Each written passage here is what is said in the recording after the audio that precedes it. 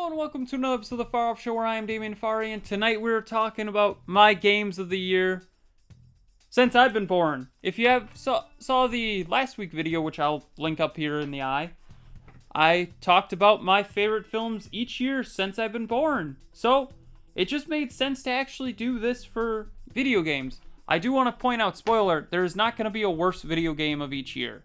Or any year for that matter, because if I don't like a game, I just stop playing it. A movie I will push through normally. A game, how long is the game going to take to play? Who knows? So I stop playing. So let's start talking about my favorite games. We're going to start with 1995 and work our way up. And then, as I did with the other video, once we hit a new 10-year time period, I think it's, what is it called? A decade? Yeah, a decade. Once I get through a decade, we'll go to the next one. So let's start off with here 1995, where I got Mortal Kombat 3. I don't know what you're thinking, Damien, that's already a rough start. This was the first video game I ever played, so it just made sense that I would put it on here. So we got that. Then 1996, we have Quake or Super Mario 64. I think I'm going to have to go Super Mario 64, honestly. So, happens. Then we got Doom 64. I really like Doom 64 in 1997. GoldenEye and Quake 2. Well, if you saw the other video, GoldenEye is one of my favorite Bond movies. So, the game is also amazing. Gotta put the game in here. Then, 1998, we got Banjo-Kazooie, Metal Gear Solid, and The Legend of Zelda Ocarina of Time. Hot take, Ocarina is overrated. Metal Gear Solid it is. Then we got 1999, we got Medal of Honor, Quake 3 Arena, and Pokemon Snap. I'm going to go Pokemon Snap. I love Pokemon Snap, so we're through the 90s already. And I know what you're thinking, Damien, this one's going a lot quicker. That's because games are cool, but I've played all these, but a lot of games I don't play too much, so it's really easy to pick a couple because I've played them for hours upon hours, and movies, it's kind of like I've seen a lot of movies. So let's do it here. Banjo-Tooie, Perfect Dark, and Legend of Zelda Majora's Mask. I'm going to go Majora's Mask here. Then we got 2001, Conker's Bad Fur Day, Return to Castle Wolfenstein, and let's be honest, it's Halo Combat Evolved. Just let's continue on. Then we got 2002, where we got Grand Theft Auto Vice City, and we got Medal of Honor Allied Assault.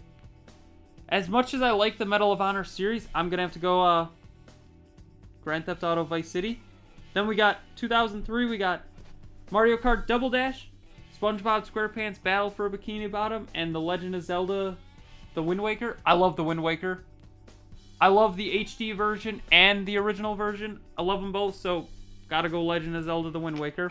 2 Zelda games in a row. Can you believe it? Well, not really in a row, but you know what I mean. Nominated, I guess you could say. So, then we got 2004, Doom 3, Halo 2, Katamari Damacy, Metal Gear Solid 3, Snake Eater, Star Wars Battlefront, and the SpongeBob SquarePants the movie video game. As much as I like Halo 2, it is not the greatest of the trilogy, so I'm going to have to go SpongeBob SquarePants the movie. Hot take. I love that game. Then we got 2005, we got Conker, Live and Reloaded, Lego Star Wars the video game, Mario Kart DS, Perfect Dark Zero, and Star Wars Battlefront 2. It's Star Wars Battlefront 2. Let's just keep going on. Then we got 2006, where we got Grand Theft Auto Vice City Stories, Lego Star Wars 2, the original trilogy. Lego Star Wars 2, the original trilogy it is. Excuse me. Then 2007, this year was loaded.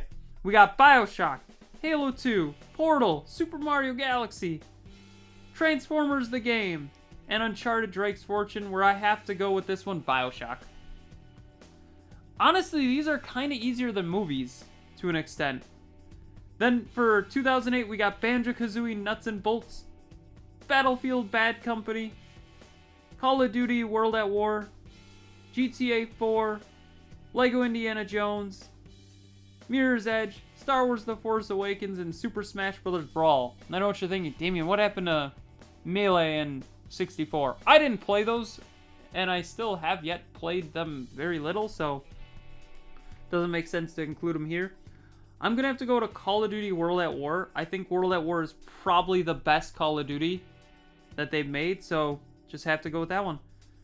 Alright, 2009, we got Batman Arkham Asylum, Call of Duty Modern Warfare 2, Ghostbusters the video game, Halo 3 ODST, League of Legends, Transformers Revenge of the Fallen, Uncharted 2 Among Thieves, Wolfenstein, and then X-Men Origins Wolverine.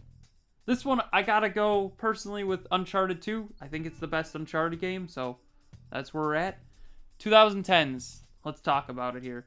Where we got Battlefield Bad Company 2, Bioshock 2, Black Ops, Call of Duty Black Ops, Donkey Kong Country Returns, Fallout New Vegas, Halo Reach, Halo 2600, Mafia 2, Medal of Honor, Red Dead Redemption, Scott Pilgrim vs. the World, The Game, Singularity, and Transformers War for Cybertron. There's a lot of games that year that was good. I'm going to go Halo Reach. Then 2011, we got Halo Combat Evolved Anniversary. I know what you're thinking, Damien, you're putting remakes in here? Some remakes. Specific ones. Minecraft, Mortal Kombat, Portal 2, Super Mario 3D Land, and Transformers Dark of the Moon, and Uncharted 3. Portal 2. 2012, we got Counter-Strike Global Offensive, Doom 3 BFG Edition, Halo 4, Journey, Metal Gear Solid Snake Eater 3D, and Transformers Fall of Cybertron. We're going Fall of Cybertron here. 2013, we got Grand Theft Auto 5, Injustice Gods Among Us, Knack. We got The Last of Us, Legend of Zelda The Wind Waker HD, and the Stanley Parable. This one, I gotta go with my gut here, and I gotta go Injustice. Though a part of me wants to put the Wind Waker HD, I feel like it's weird that I put the same game twice as a game of the year. 2014, we got Alien Isolation, Captain Toad Treasure Tracker, Destiny, and Halo the Master Chief Collection. This one's a toss-up. Alien Isolation is my favorite horror game. I still have yet to beat it because I'm scared shitless. Captain Toad, though, is an amazing game. Destiny, well, not good at first, got better, so I don't know if I can really count it. And then Halo the Master Chief Collection had the same thing. I'm going to go Captain Toad Treasure Tracker. Then 2015, we got Mortal Kombat X, Super Mario Maker, The Witcher 3 Wild Hunt, and Uncharted the Nathan Drake Collection. I'm going to put Uncharted here just because I never played 1 until I played this collection, and 3 I played a little bit but never beat until I got this collection as well, so I feel like it just fits that's where I'd put it. Then we got 2016 where we got Doom, Firewatch, Pokemon Go, Super Hot VR, Titanfall 2, and Uncharted 4 A Thief's End. This one I gotta go with Super Hot VR. It's the first VR game that I really got into and really loved and still love to play to this day. Then we got 2017, we got Cuphead, Destiny 2, Injustice 2, Super Mario Odyssey, The Legend of Zelda The Breath of the Wild. This one, I gotta go against the grain as well. Cuphead.